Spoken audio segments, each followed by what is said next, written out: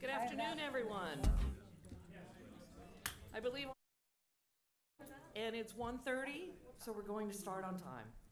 I really appreciate you all being here. The first thing we're going to do is take the roll.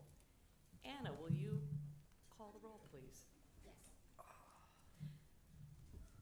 Chair Foley, Here. Vice Chair John, Here. Diana Comedy, Present. Tina LeBlanche, Gina, Oh, here. Sorry. Jolyn, Here. Ashley Green, Here. Candice Garcia, Here. Harry Frigas, Here. Jackie Nolte, Here. Marianne Yuan, Michelle Wexler, Here. James Williams, John Whistle, Here. Lutheran Sherry,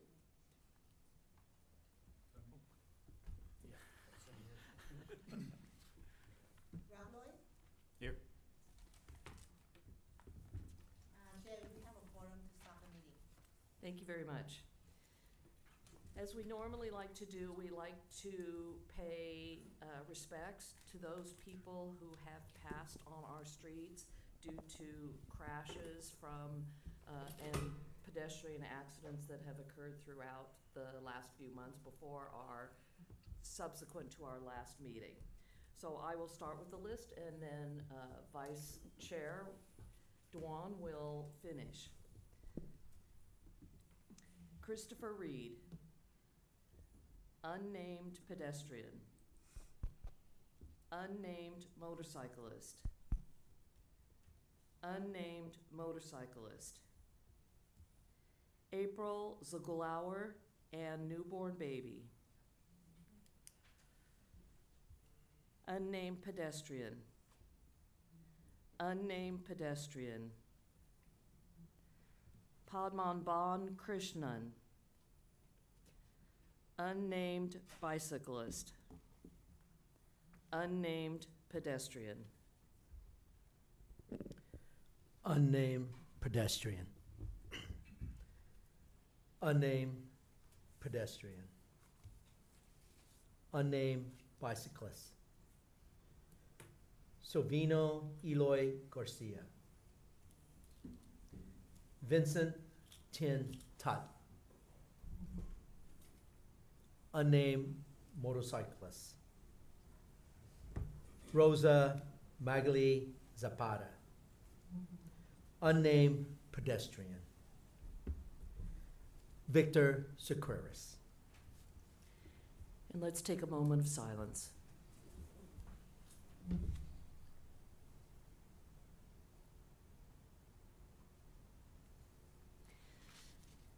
Thank you. We recognize those names because this is why we are here in Vision Zero. This is why we do the work we do, is to make sure that we decrease the fatalities that are a result of crashes on our streets. Before we get into the agenda, we've taken the roll, and now we need to adopt the minutes. Do we have a motion to approve the minute? Do we have minutes? We have minutes. Is there a motion to approve them? I'll make a motion. Jackie Lauber. Thank you, Jackie. Second. With no discussion, all in favor? Aye. Aye. Any opposed?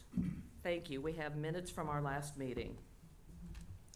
Just want to, before we begin, I want to talk a little bit about Vision Zero and where we're going and the future of Vision Zero.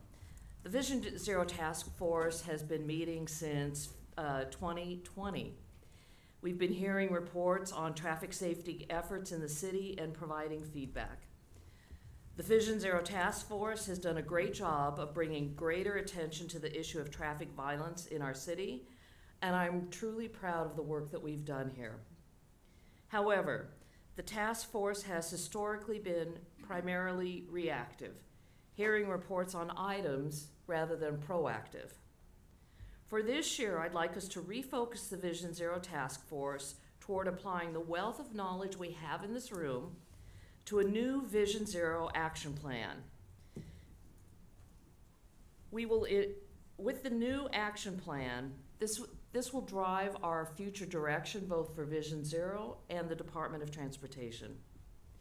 With the new action plan created at the end of this year, we will conclude this task force, with our recommended new vision action plan being the culmination of this task force work. We will be providing more detail under item 4A, but I wanted to let everyone on the task force know that the work of the task force will be primarily this new Vision Zero action plan. I also want to acknowledge Lily Lim Sao, who is our Assistant Director of Transportation, and she is retiring. Today is her last day at the City of San Jose. We are truly honored and blessed to have had you amongst us both at the city and with the Vision Zero. Thank you so much for your dedication. Lily's been with us for 31 years, if you can imagine that. It's awesome.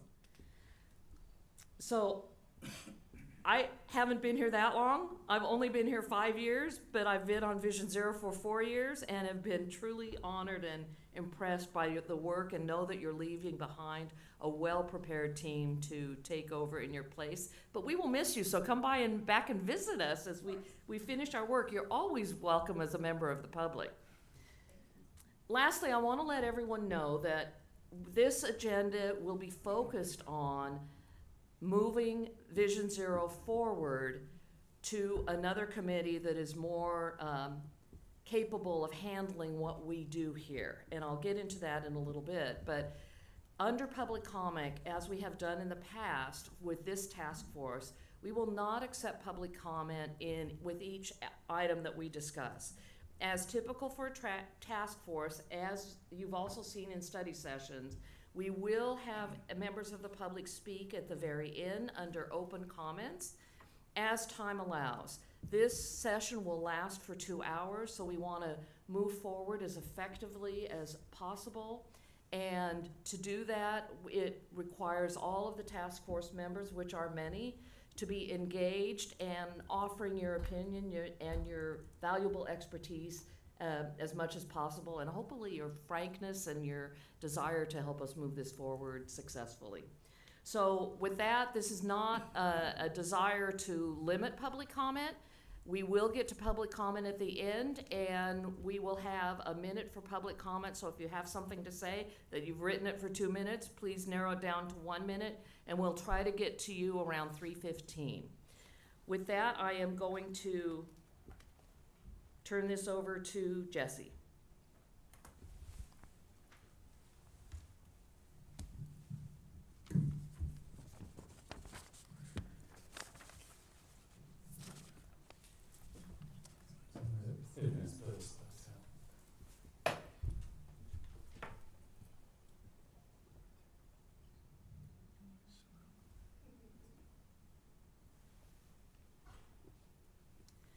Jesse, before you begin, this clock is wrong.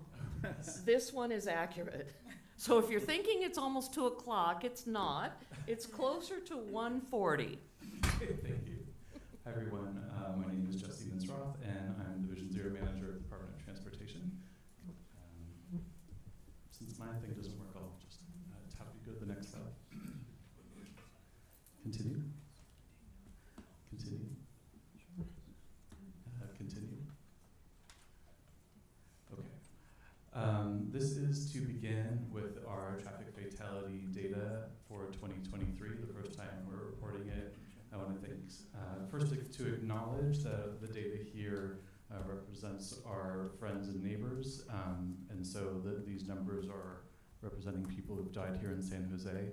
And also to acknowledge our Vision Zero data team who helped produce this meeting and who did all of this data analysis. In 2023 is actually our first major reduction in traffic fatalities in a long time. We saw from the peak last year, the highest number we'd seen, 65, a reduction of 25% to 49 in 2023. There was also, as you can see, a dip in 2020, but 2020 is a very unusual year for a lot of reasons, and so we're sort of interested to see whether this new number, this reduction in 2023 holds. The last time that we had another number in the 40s was in 2017. So we're very interested to see the other major cities in the region also saw a dip this year. So it's interesting to see that. On the cumulative fatalities by month, the yellow line that has the background of the range the last 5 years in orange. Similar to this being a low year in total, the yellow line follows the low end of each month's range from the last 5 years as we went through the quarters and each individual month. Next slide. Looking at the 2023 traffic fatalities in more detail, of the 49 fatalities, 86% occurred on major roadways that have a posted speed limit of 35 miles per hour or higher, and 65% occurred in dark hours. Looking at them in terms of the priority safety corridors, which are the streets on which we prioritize safety redesign, 63% of them occurred there, and 55% of them involved people walking as the victims. And this follows our recent data that people killed while walking are our biggest group in San Jose, despite their small mode share.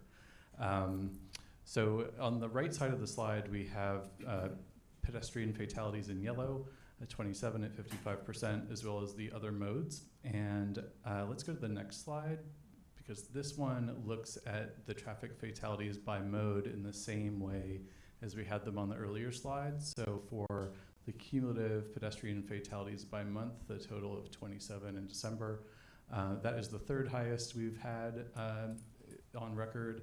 And it's not the highest in this range, but it is on the high end. And so I will say that we're very, very focused on that still. Pedestrian fatalities are one of our biggest sort of interest area to see what we can do to move that number down. Then looking at cumulative motor vehicle occupant fatalities, so people who are riding in vehicles. This is the lowest number that we've had on record in at least 10 years. So that is good to see. For cyclists, this is a relatively low year as well. And for motorcyclists, it is sort of the middle. Next slide. Looking at fatal and severe injuries, which is what KSI stands for, you can see the yellow line of the year move through the range. Sort of interestingly, it ends on the lower end of the range, but around the middle, so like June and July and August, it's around the top. If you look then on the the left is fatal and severe injuries. On the right is all injuries. Fatal and severe injuries account for just under 10% in most months. And for cumulative injuries, a similar pattern where it's towards the high end of the range in summer, but ends the year relatively low. Next slide. We have a slide on unhoused traffic fatalities and another slide about this coming up soon. This is because in 2020 and 2021, we saw a huge rise in unhoused traffic fatalities that we did a study about it. One of the things that's interesting about them is that they are among our pedestrian fatalities, this is a high percent, but in the last 2 years, 2022 and 2023, we've had the highest number of pedestrian fatalities, people killed while walking. And these numbers, the unhoused amount, the unhoused percentage or share, they peak in 2021. So one of our big questions for 2023 and also 2022 is who are the other pedestrians who are not unhoused, who are making up the high number? And so we have some questions to be answered, basically that question, and how are these numbers that we're finding in the unhoused traffic fatalities compared to other metrics around our unhoused population in San Jose and Santa Clara County. Next slide. So now we're going to move into talking about our updates to the 2020 Vision Zero Action Plan. Next slide. These are the 6 priority action areas to build robust data analytics tools, to form a Vision Zero task force, to strategize traffic enforcement, to increase community outreach and engagement, to implement quick build data-driven safety improvements, and to prioritize resources on high fatal and severe injury corridors and districts. Next slide. So we're going to just go area by area here. In the first area of building robust data analytics tools, this, returning to the previous topic about unhoused traffic fatalities, we did a great study in 2023 on data, and we worked with our Vision Zero task force member partners as well as other city agencies to do it. So the data itself comes from the Santa Clara County Medical Examiner Corner, and they share this data publicly on their website on a dashboard, which is great. We also worked with the San Jose Information Technology Department and their Equity Fellow, Data Equity Fellow program, and so we had a staff person work with us to do this analysis. And they wanted to then feature it on the open data portal, and so we created this map that the public is welcome to access on the right, and also found out that studies like this don't really exist yet. And so this felt sort of like the cutting edge, surprisingly, to do this type of data research. And so then we followed it up with engagement in encampments, and that was sponsored by a grant that we have every year from the California Office of Traffic Safety.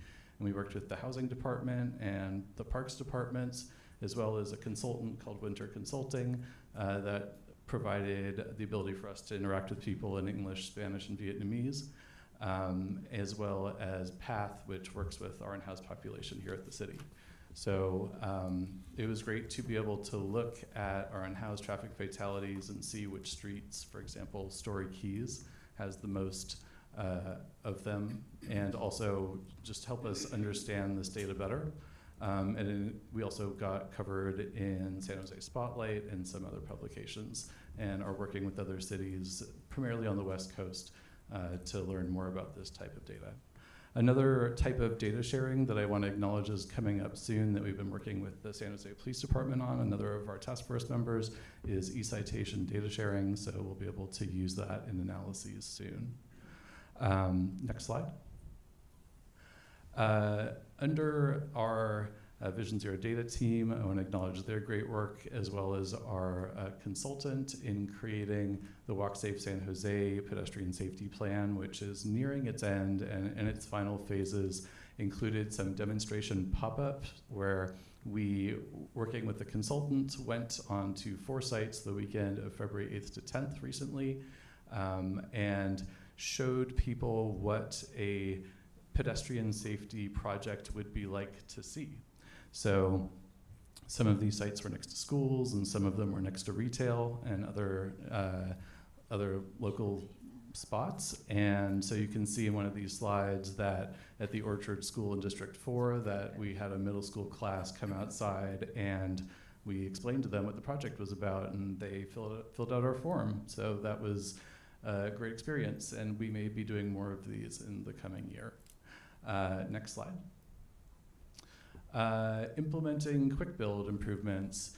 We applied for a grant through the California Active Transportation Program in 2020 to do pedestrian safety improvements near some schools. And so this is one of the 2 schools that was included in that grant, the Edenvale Elementary School in District 2. This included pedestrian safety improvements like curb extensions, such as we had demonstrated in the previous slide, that shorten crossing distances, as well as high visibility crosswalks.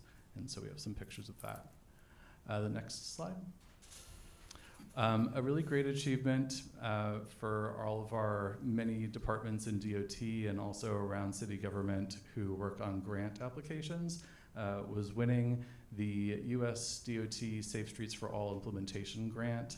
It was announced in December 2023, and I want to acknowledge Gina LeBlanc, whose son unfortunately was killed at this intersection, but she has been an amazing advocate. We were able to include that location as well as 3 other high fatal and severe injury locations in this successful grant application. We had this press conference, and this project will take a few years to build, but it's a very, very competitive grant, and it's an exciting achievement for our program. Next slide. So I'm now moving into talking about the 2025 Vision Zero Action Plan creation.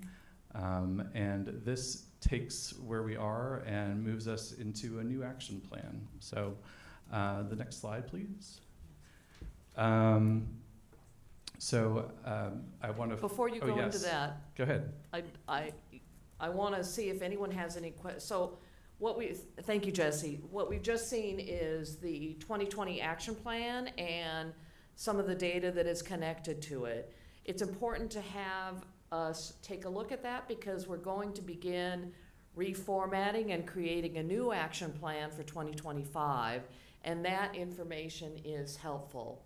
So before we begin, though, I have a few things I'd like to say. As I said earlier, in 2020, the Vision Zero Task Force was created to work on solutions to the issue of traffic violence in our city and provide feedback to the Department of Transportation on their work. Since then, the Vision Zero Task Force has met 11 times, and we've had robust discussions about traffic safety and how we can advance our Vision Zero work. Since the 2020 Vision Zero Action Plan was adopted, we've done a lot of work to move the needle on traffic safety in San Jose. We established strong relationships with the city departments and county agencies through the task force, and will continue working with them. We launched a citywide Slow Down San Jose campaign. I'm sure you've seen the billboards and the lawn signs in collaboration with VTA to build a culture around street safety. We installed 19 miles of quick build improvements along segments of the priority safety corridors. I'm sure you've seen those, many throughout our city. We developed a data analytics tool to better analyze crash and injury trends. We expanded our number of miles of priority safety corridors. These are the streets that are prioritized for safety improvement, safety investment. We deployed around 400 changeable message signs since 2020 while working with the police department to target speed enforcement on priority safety corridors. We received about $90 million of grant and earmark funds for roadway safety improvements since 2021. Most recently, including the very competitive US DOT Safe Streets for All implementation grant, a new federal grant created by the bipartisan infrastructure law. We built over 1,000 safety projects ranging from minor signal work to pedestrian safety enhancement projects.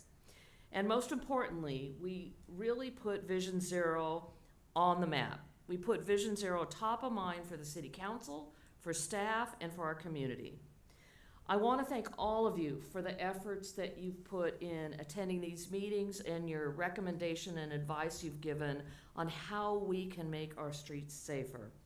It is critically important. I read this list of accomplishments because I want you to think about them as we move forward and what do we want our action plan to look like in 2025. I also want to thank our hardworking DOT staff for their work on Vision Zero. They have been tireless in working on Vision Zero, and part of it is because we've influenced that, but part of it it's because they're passionate about the work they are doing. As we move into the 4th year of the Vision Zero Task Force, I want to refocus our work and transition our body to be more forward-looking and proactive rather than reactive. Task forces are generally set up as temporary groups. I think all of us here already have a strong understanding of the traffic safety issues that face our city. And so it's time for us to produce a final plan that is the culmination of all of the experience and knowledge we've gained as a task force. I'd also like our Vision Zero work to be folded into the regular work of the city, with greater attention to the issue from the City Council through the Transportation and Environment Committee. To that end, let's focus this year on the creation of a new Vision Action Plan for 2025. The current 2020 Vision Zero Action Plan is getting close to being 5 years old. So it's time, kindergarten. So it's time for an update, and this task force is best equipped to inform the creation of the new plan. The new plan will be the guiding document for Vision Zero in San Jose moving forward. And I know that this is some of the most important work that the task force will be doing. Once the 2025 Vision Zero Action Plan is completed, we will send it to the City Council for adoption. And then the Vision Zero work will be folded into the city's regular work plans. With the 2025 Vision Zero Action Plan adopted, we will be able to conclude the Vision Zero Task Force at the end of the year with the updated action plan informing future staff work related to Vision Zero. Staff will provide increased updates on the implementation of this new plan to the Transportation Environment Committee. The Transportation Environment Committee will be a good venue for oversight of the new Vision Zero plan, as it will get the issue of Vision Zero in front of 5 council members who sit on the T&E committee. And as a member of T&E, I will definitely make sure that Vision Zero is still top of mind when it comes to us. Already, you should be aware that Vision Zero does make presentations to T&E. This will fold the work. Transportation Environment has a work plan. This will become part of their work plan, and so the work will continue. The work is not stopping. I want to be very clear. Changing the focus of the task force or closing the task force does not eliminate in any way, shape, or form the work of Vision Zero. That will continue. It merely makes it more powerful because it's going to a committee where 5 city council members sit. I know that the staff plans to provide regular updates on the 2025 action plan to the Bicycle and Pedestrian Advisory Committee. And actually, we are a liaison to that committee as well. Kyle attends those meetings regularly. In fact, he attended one this week, I think. And that'll be an opportunity, if you're a bicyclist and you attend that committee, or a pedestrian and you attend that committee, that's an opportunity for your feedback as well. To be clear, even though we're talking about concluding the work of the task force, I can't state this enough because I don't want anyone to leave here saying we're stopping our work at Vision Zero. That couldn't be further from the truth. We are merely focusing it in a more powerful way. We're amping up the attention to Vision Zero. Vision Zero is an issue that intersects with many city departments and county agencies. Our Department of Transportation will continue to collaborate with other departments and agencies to meet our Vision Zero goals, which we're going to establish with our work plan. In fact, this will allow our staff to focus more on getting the Vision Zero work done rather than preparing for these meetings, which I can tell you take a lot of time for them to put the work together for these meetings, which is the same reports they put together for the T&E committee. So it's a redundancy that we're going to be avoiding, saving valuable staff time. The Vision Zero Task Force has heard a lot of reports, but now it's time for the task force to move to be more action-oriented by creating the new Vision Zero Action Plan and concluding our work as a task force. With that, I'm going to hand it off to Jesse, who will talk more about the 2025 Vision Zero Action Plan and its creation and how we go forward from here to put that together. But that's what we're all here for. In the next 3 meetings, we're going to come up with an action plan that we send to council, council adopts, and away we go. Jesse. Thank you for that great introduction. Right, so in this section, we're talking about the new 2025 Vision Zero Action Plan that we'll be creating. And on this slide, we have our proposed engagement timeline, starting with today, the Vision Zero Task Force announcement. And as Councilmember Foley said, we do present to the Transportation Environment Committee, known as T&E. And our next presentation is on May 6th, which is coming up soon. Could be similar because typically in May we report on our data. So that is likely going to be the base of the presentation. However, giving this introduction on this slide, we want that and also everything else listed on the slide to be a time for people to give us input about the creation of the 2025 Vision Zero Action Plan. We're considering the main window for input to be spring, basically the time between now and the next Vision Zero Task Force meeting, which is June 27, also a Thursday, also at 1:30 p.m. And at that one, we plan to present a draft of the 2025 action plan. And then at the third and last Vision Zero Task Force meeting, which will be held in October 2024, that's when we plan to present the final document in order to submit it to council for a vote by the end of calendar 2024. And that the timeline has a lot to do with the US DOT grant that we fortunately won this year. We want to finish it in time to be able to use it to apply to the round that is in 2025. In terms of engagement, we're interested to hear from the task force and also from the public the types of engagement that they'd like to have. We're seeking input from members from the public, council offices, and neighborhood leaders in spring. So that's our one of our questions for you today. And I guess I'd like to go to the next slide.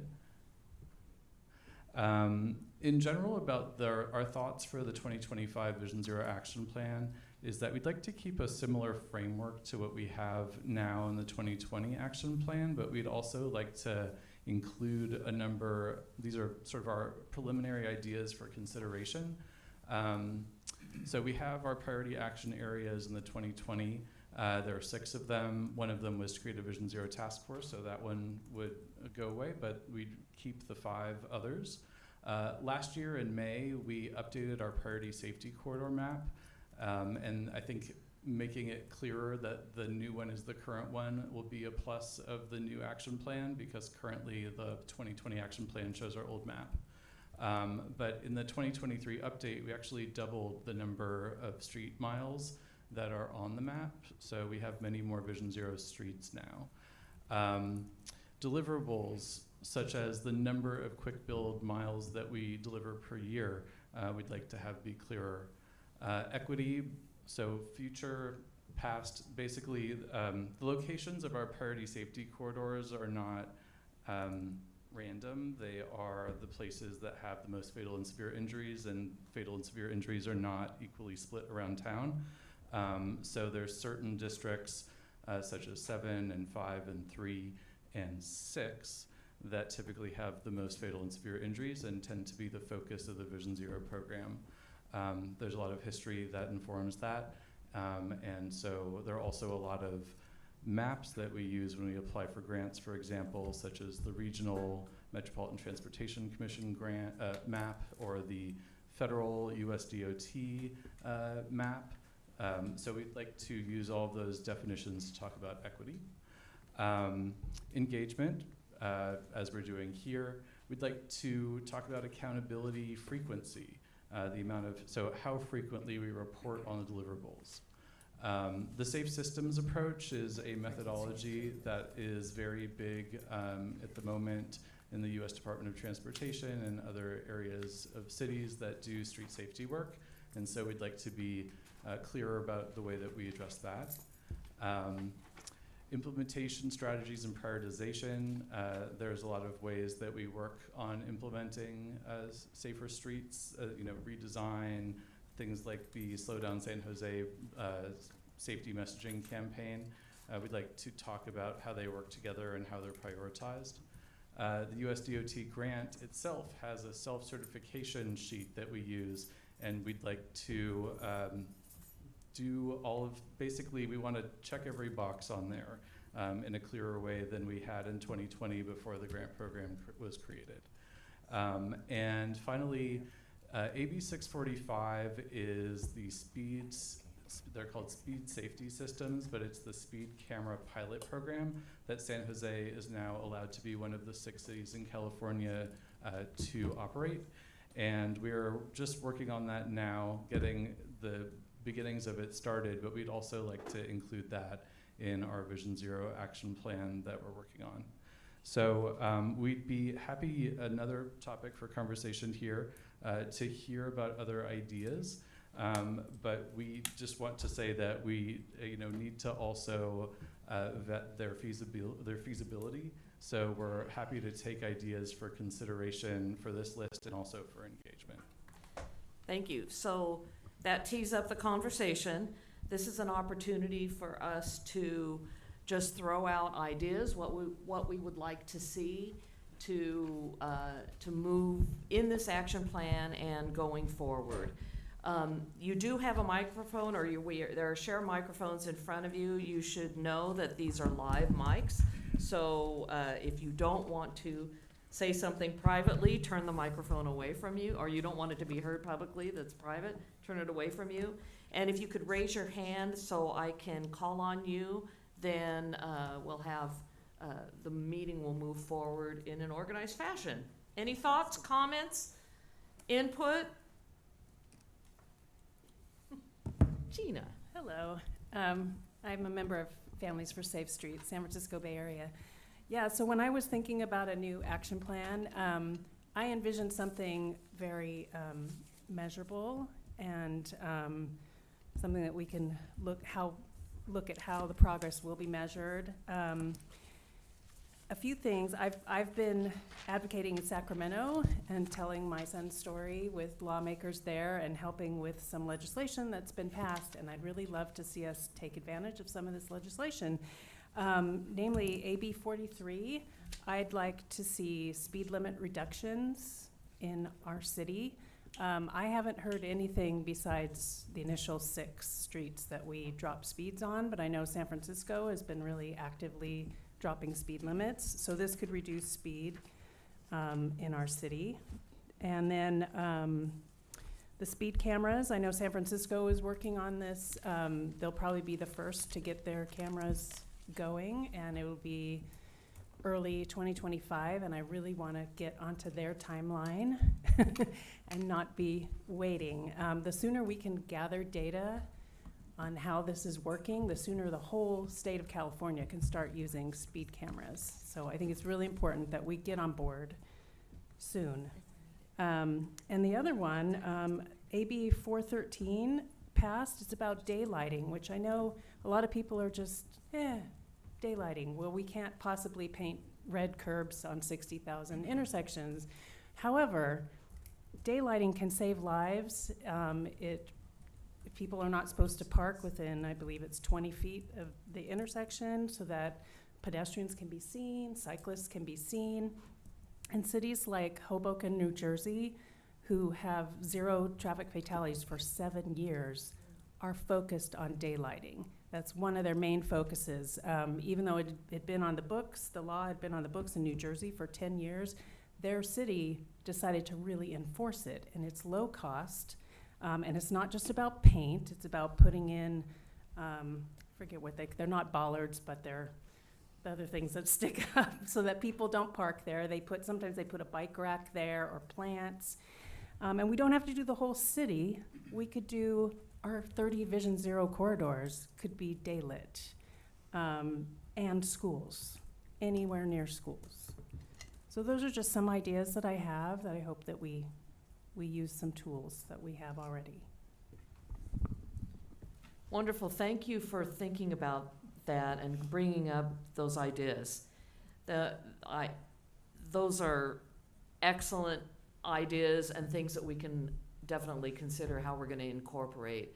I love the idea. We absolutely need measurable. We narrow our streets, we take away lanes. In Hillsdale, which is in my district, we take away a lane in both directions, but neighbors want to know what's it doing. Is it working? I know we'll have data soon to tell us one way or the other, but that's really helpful, particularly as we do more quick builds throughout the city. People want to know, are they really successful? Are they doing what they're supposed to do? Anything else? Don't be shy. Joe? I'd like to follow up on Gina's recommendations.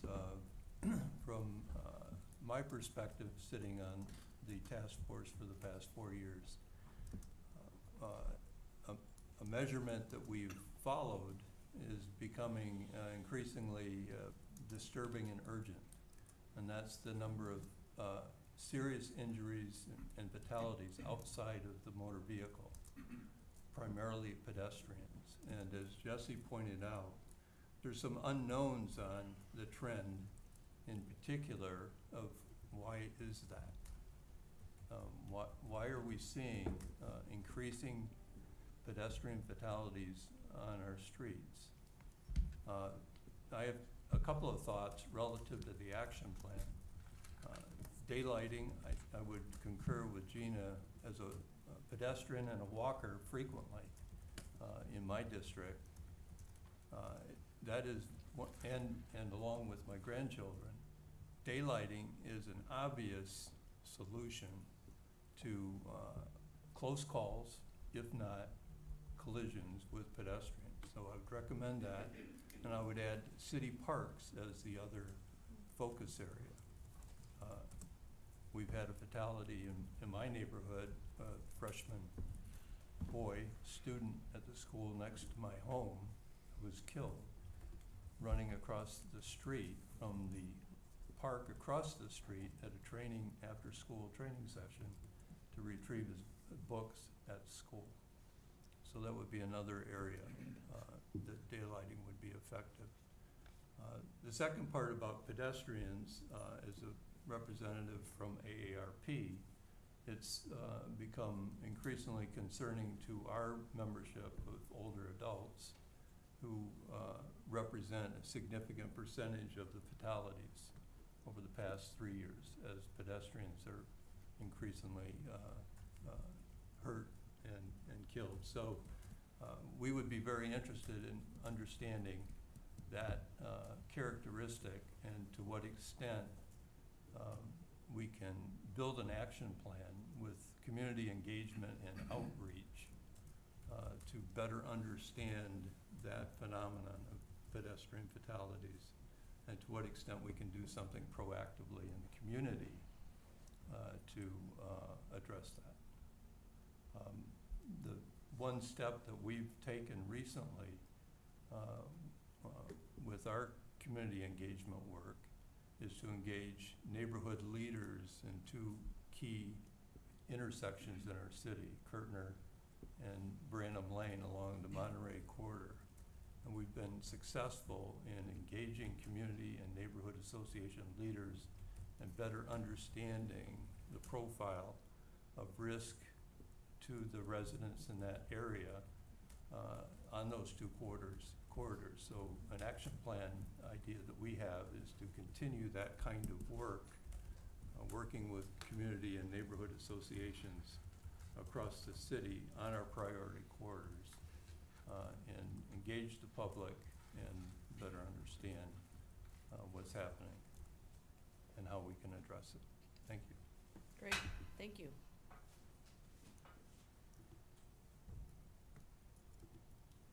Comments, thoughts? Anything legislative we can do? I'd like to speak. Diana? I didn't want the advocate to take up all the time, but it seems like they're the ones that are very passionate about speaking. As such, I'm very much so interested in finding out how the advocate will continue to have a voice in this discussion. They contributed so much time and are always the first people to make sure that the community is represented. So how will we continue to ensure that these voices aren't left from the table? No, I agree that that's extremely important. That's why the bicycle and pedestrian committee will be, or commission will be a good place as one advocacy. Of course, the T&E committees is open to the public, and you're welcome to participate and attend, but we're all available for any public comments. And we've also started working with, or discussed with Gina, possibly starting a safe street program like they have in San Francisco down here.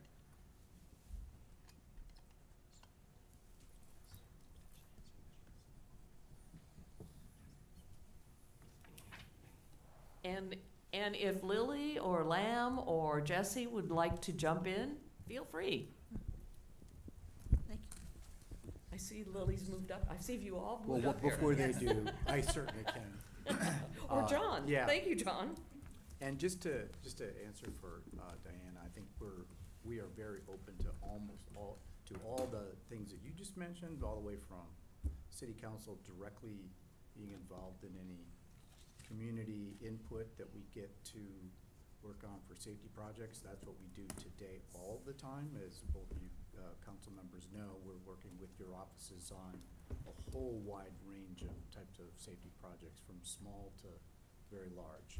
So there's the council offices that you can always communicate with, as well as what you just talked about, T&E committee and our BPAC committee, as well as directly to the department in various different ways. We've got a number of different communication ways, and broken down into all the different things we do, from trees to sidewalks to safety projects to lighting to everything. So we're very open to gaining that input and working with council offices and community, and actually, the bicycle community, because we're very engaged with all the things that trying to make our system much more safe. So we don't think it's going to be any less communication activity or opportunities for public to get involved in that. Thank you, John. Lily, did you? Yes, I do. Thank you. We brought with us, and this gentleman was talking about the different ways that DOT can be contacted for whether it's safety concerns to just operational concerns. As you walk out today, you can pick up a flyer or one pager that lists all of the ways you can contact DOT, above and beyond the council offices or T&E or any of the committees. But I wanted to make sure that those interested have this, and we also have this on our DOT website as well, so that's available. I also want to say I welcome that you work with me as well. I manage the traffic safety team where under my program I have the walk and roll program, which encompasses a lot of the education outreach for schools, as well as our traffic safety program, which has our traffic calming, PED safety projects. And we also work closely with a lot of the other teams within DOT that also delivers Vision Zero or safety improvement projects as well. Thank you. A couple of things I've been thinking about is, first, fully funding quick builds. Make sure that we have the funding that we need for that, whether it be in a grant or through funding through the city. I know that there's demands on general fund dollars, so any way that we can leverage those funds so we can do more of the pedestrian safety updates that we need to intersections, and particularly around schools and parks and other areas. Joe, that was a great call about our parks as well. But I know that financing is a concern, or funding is a concern, so anything you all can do is, as we go through the budget process, start advocating for fully funding Vision Zero. Last year, we were able to get the funding for a grant writer, and the grant writer was able to generate substantial dollars that helped put in those 4 corridors, 4 improvements that you saw the press conference on. So those kind of things are really impactful, getting more staff to help us if that's a possibility, or the quick build dollars. I'm also thinking, I agree about the speed cameras, is having that implemented as quickly as possible. I've heard, I was hoping we'd have it done by the end of this year, but then I've heard updates that, well, maybe at the end of next year.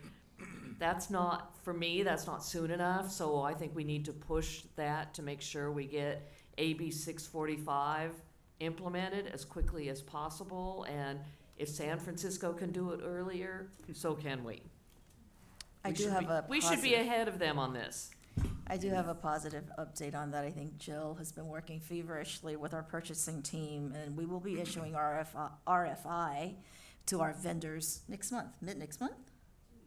In 2 weeks. Oh, that's fabulous. So we're moving, and yes. Great, that's wonderful. Yes. The other thing, of course, increasing our traffic enforcement unit is important, because we know that there's an enforcement component. I've always said there's three legs to implementing Vision Zero and making our streets safe. One is education, which we work very hard to educate our community, but the community has to be receptive to our message of slowing down, and many aren't.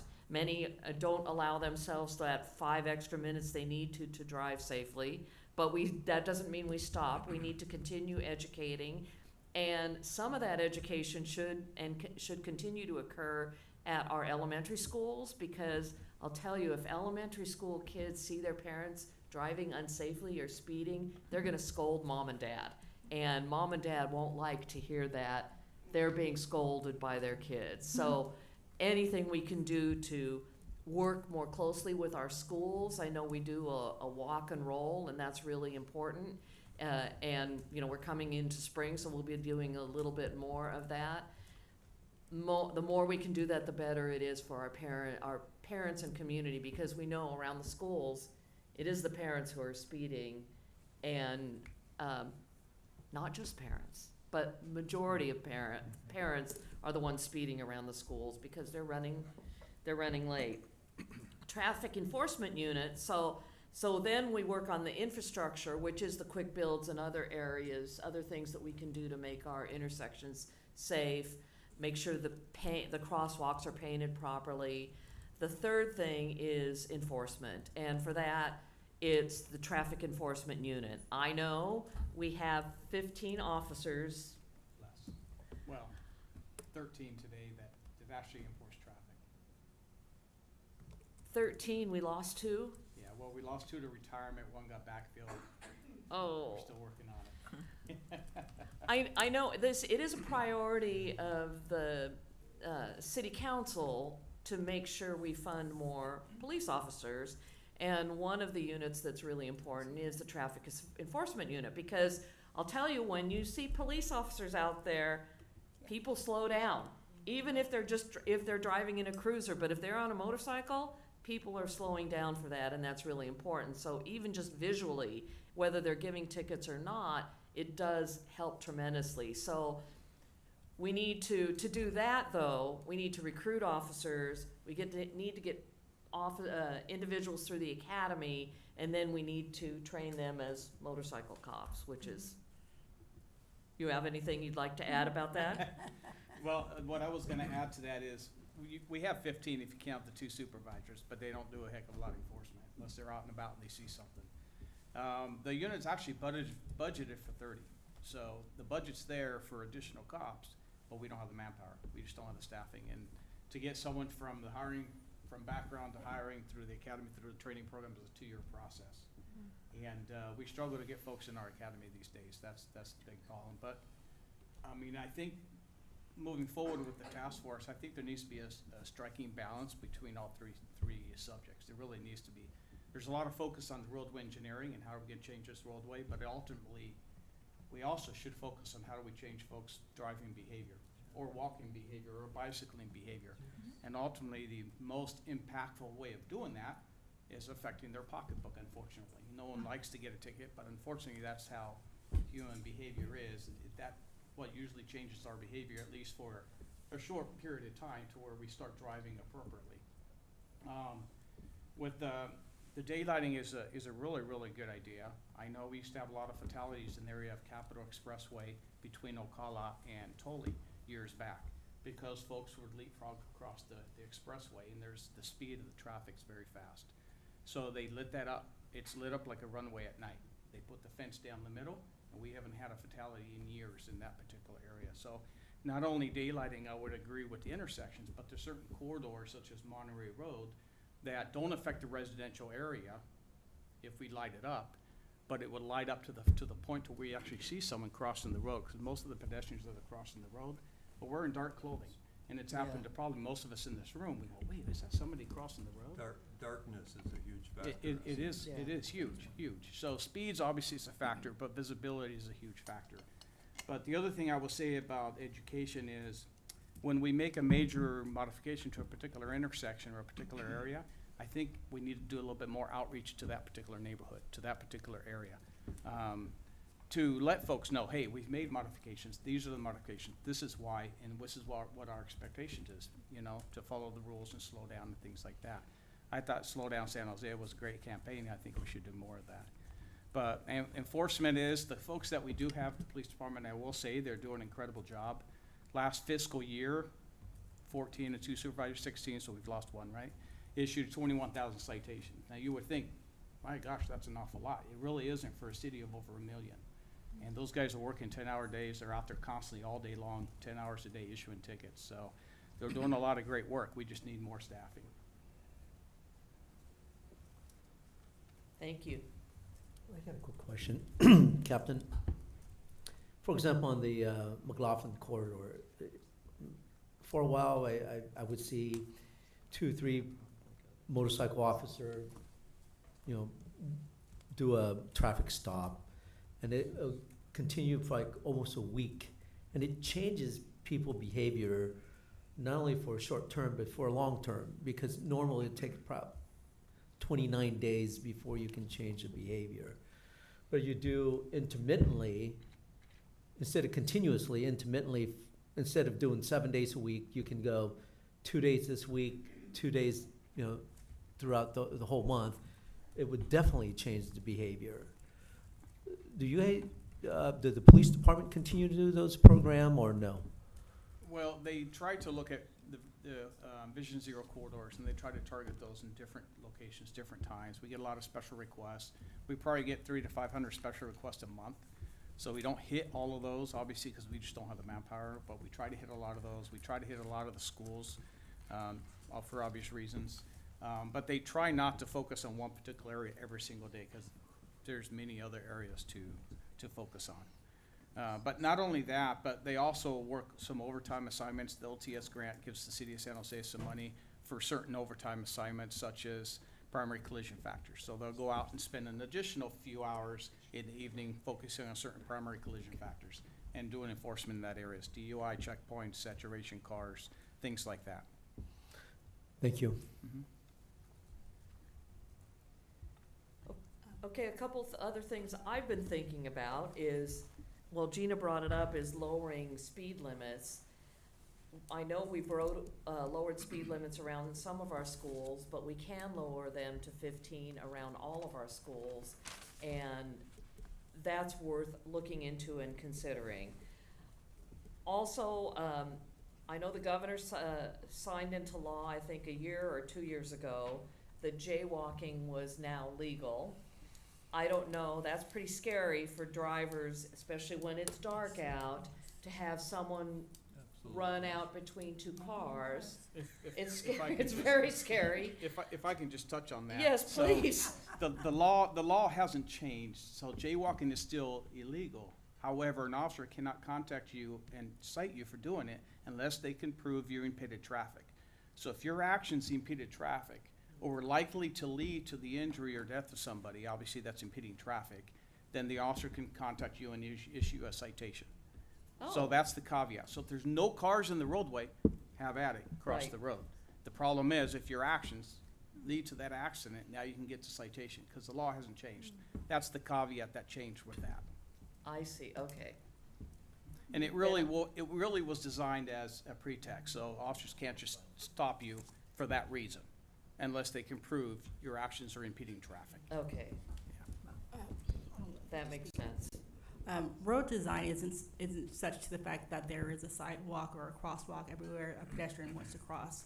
So to penalize them for the lack of infrastructure and allowing the community to travel as they have seen there's a thing called a desire path, where you will create a path wherever it is that you actually go to.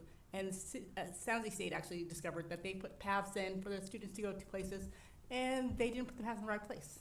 So they wasted time, money, and infrastructure, and the kids still walked on the grass. So if you don't put a path where people actually go, they're going to cross where it's natural. So to penalize them because the city didn't put a crosswalk there, it doesn't really make sense and doesn't ensure that they're safe either. Because if you really do time to connect the community and make sure that you know where they're going, you would put a crosswalk there, and it wouldn't be a safety concern for drivers or motorists, bicyclists, pedestrians. Any other comments, thoughts? I'll jump back Nothing in. yet. I actually have a question. And I'm sorry if this sounds silly, but I wanted to get some clarification on the definition of daylighting. Is it only the visibility because of lighting, or also decreasing the amount of obstruction next to a crosswalk, like a parked car? I think it doesn't actually have to do with lighting, even though I do want brighter lights in the city, so let's add those. But I think they call it daylighting because it means you can see. And it allows visibility for people stepping off the curb. Yeah. Thank you. Yeah. Jesse? I don't know. Yes, that's correct. So daylighting is basically a way to make it more visible for drivers to see people crossing the street. So just if you can imagine in your mind a relatively narrow street where there's cars parked on both sides, but then someone's trying to cross the street, but you can't really see them because the cars are parked in the place where they're waiting to cross the street. Effectively, the daylighting bill is intended to remove a car length, so the first parking spot next to the crosswalk. And then as you're driving forward towards this imaginary crosswalk in your mind, you'd be able to see someone waiting either on the corner or possibly if they've inched out, who would have otherwise been visually blocked by a parked car. I also want to just ask a question about something you've said already, which is the conversation about creating something similar to San Francisco's Safer Streets program. Maybe we could discuss a little bit more about what that is. Gina, tell us about the group you're involved with in San Francisco. Oh, So we'd like to bring down here, or talking about yes, bringing it down I'd here. love for it to be here as well. The problem is, I don't know any other advocates, and I know they're out there because we've had hundreds of fatalities and injuries, and if there's more advocates, they should try to contact me, and we can start a chapter. I'd love to have a chapter down here where we're advocating for this city and this area, and I'd love to be involved in that. I'm part of the San Francisco Bay Area chapter, but it's under Walk San Francisco, so a lot of times we are focusing on what San Francisco is doing, which gives me lots of good ideas to come to the city of San Jose and say, hey, guess what they're doing, you know? But we are kind of a Bay Area. It would be great to have a San Jose specific chapter. And the name of the group is San Francisco Families for Safe Streets. It's Or San Francisco Bay Bay Area. Area Families for Safe Streets, but if we had one in San Jose, it would be San Jose Families for Safe Streets. Yeah. So it's another way to get involved and advocate. If you have any ideas, yes, ma'am. It's not necessarily, I don't want to lose it though, but one of the focuses and causes unsafe streets is distracted driving. April is Distracted Driving Month. However, EMS in Santa Clara County will begin that distracted driving campaign the middle of March. And we would so like Division 0 to sort of endorse this. We would really truly appreciate. We'll be rolling that out and be sending you sort of the campaign slogan is Just Drive.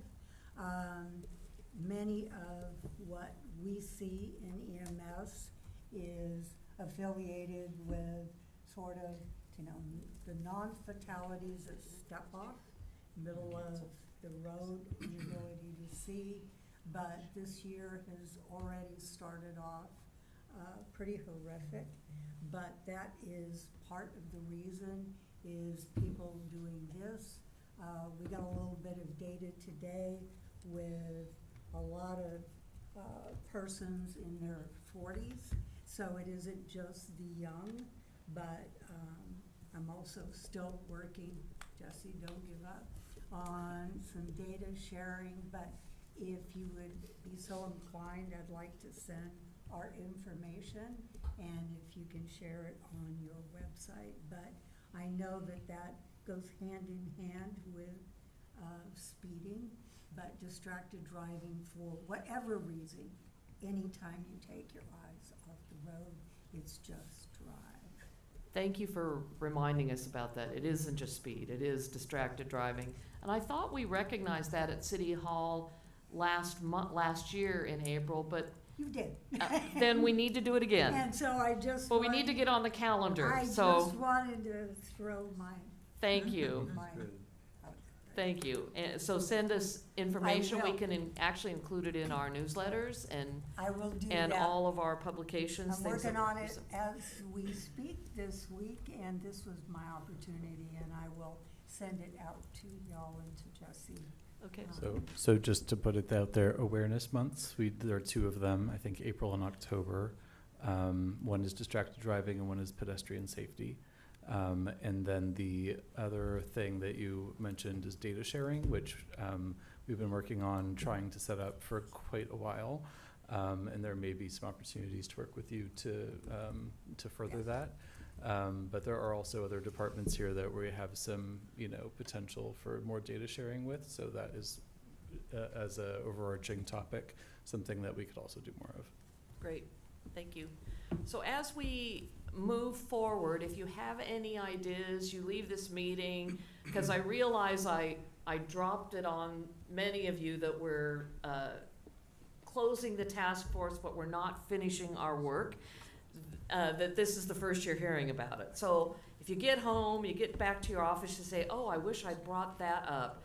Please let our staff know. Either you can let Kyle know, you can let Jesse know, anyone. You have tools of how to reach out to us. Please let us know.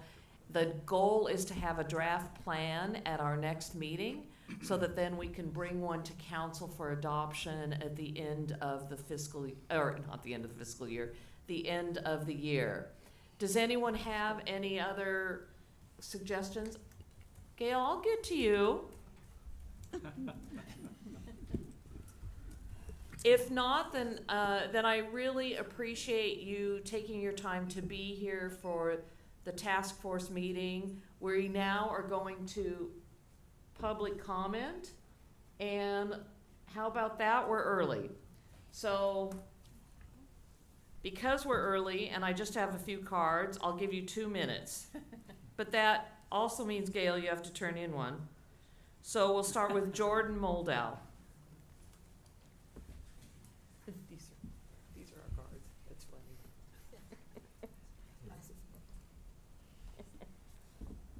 Jordan Moldow, District 3. Closing the task force, I have conflicting feelings on that.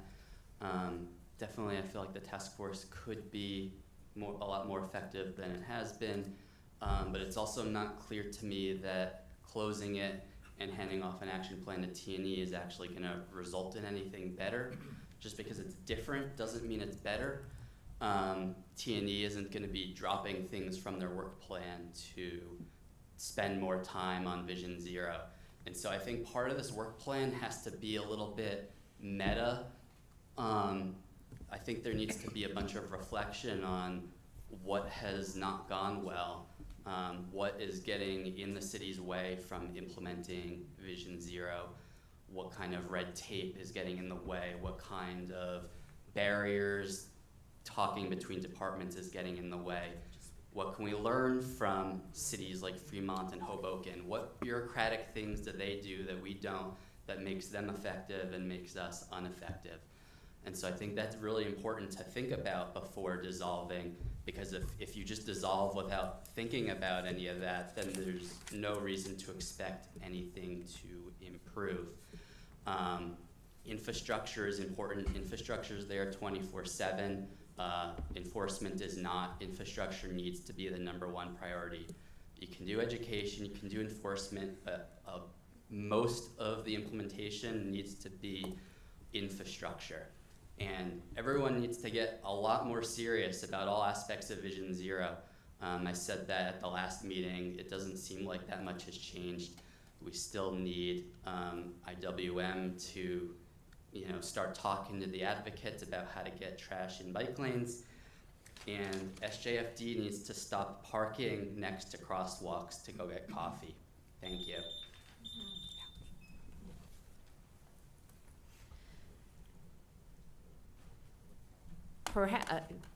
Rob, do you want to talk about Yeah. why a council committee is more impactful than a task force? Yeah, in terms of the task force model, it is feedback to the city from various activists, community stakeholders, whoever's on the panel. The Transportation Environment Committee actually members of council. They receive reports, and they can also cross-reference to city council for desired action. So in terms of the T&E, we do a committee. We actually have a work plan. We incorporate it into the work of the department, so it's a good lever to say this must be done and must be reported on. And so you get both that action and the memorialization of the work. And then when there's specific action to be done that's significant, it then can be cross-referenced to council and say, hey, we want this plan approved. We want this addressed somehow in the budget, potentially an MBA or BD. Budget addendum and those types of work items. So it actually formalizes that work process differently and more so in the sense of a formal action than an advisory board or an ad hoc committee or something along those lines. So it does have different and stronger levers in some way, but the feedback mechanism has to be incorporated just to make sure that doesn't discontinue. Is that helpful? Thank you. Yeah, I think that's important for the committee and the community to know that the reason we're doing this is to elevate Vision Zero and make it more impactful. At the committee level, they have the power to move items to city council, and we don't necessarily. So we view reports, we offer recommendations to the Vision Zero task force, then Vision Zero actually goes to T&E anyway, and T&E makes the recommendations and the motions at that committee and moves it forward to council. Next is Jeff Boissier.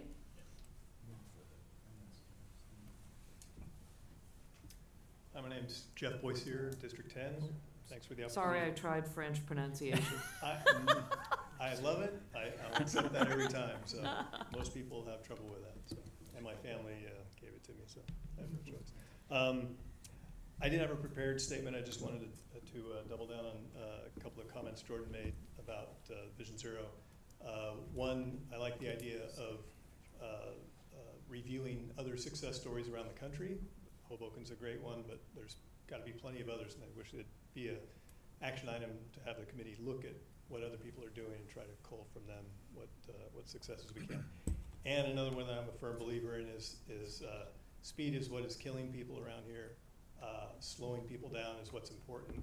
the most important thing we can do is have good infrastructure that provides design speeds that make people want to drive slower. If they perceive the risk isn't high, they're not going to slow down. They're just going to continue to go until they get enforced and get a ticket. But I think overall, like Jordan said, infrastructure is 24/7. Keep people moving slow. You got to focus on infrastructure. That said, I had a comment, if I very quickly, about bike lanes, keeping bike lanes clear, which is important to me because I'm a cyclist. But bike lanes are only as useful insofar as they are clear. Lanes blocked either partially or completely by yard trimmings, garbage cans, etc., pose a threat by forcing a cyclist into a lane of traffic, or by impact if they're not clearly visible to cyclists early enough for them to take evasive action. This has already happened in San Jose, where a man on a scooter was killed when he struck a brush pile and was ejected from a scooter. Blocked bike lanes are just one more reason potential cyclists do not feel safe while riding, and therefore avoid the ride altogether, opting instead to use a car. This is the exact opposite of what we are promoting. So a bike lane is just as important as any other lane on the road, and I want to make sure that we have services to handle that. Thanks. Thank you. Sayanon.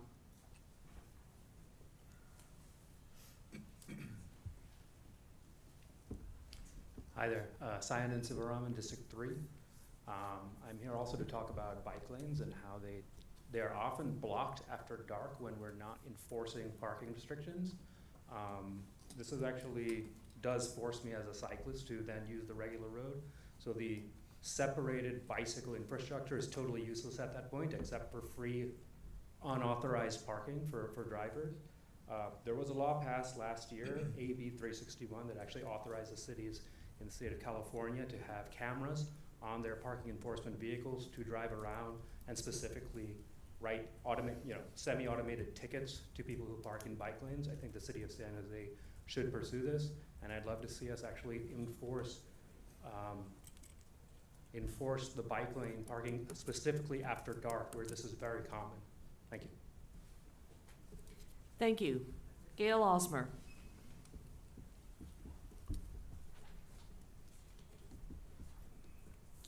Thank you. I just wanted to share something of what I did, and thank you, Jesse. I volunteered one weekend at the corner of Coleman and Taylor. And here's, I don't know if it's in the pipeline to do, but they closed off the turn lane. So everybody, when they drove up, they had to stop. And then they turned. It was wonderful. I'm kind of dorky about it, but everybody was happy. Nobody, got mad that they had to stop. They just couldn't turn. And we had a lady come up in her bike. And when she saw this, she was so happy because, it's dangerous, as people have said. So if we can get this maybe on the work plan, I don't know, again, if it's in the pipeline, but instead of turning, stop and then turn.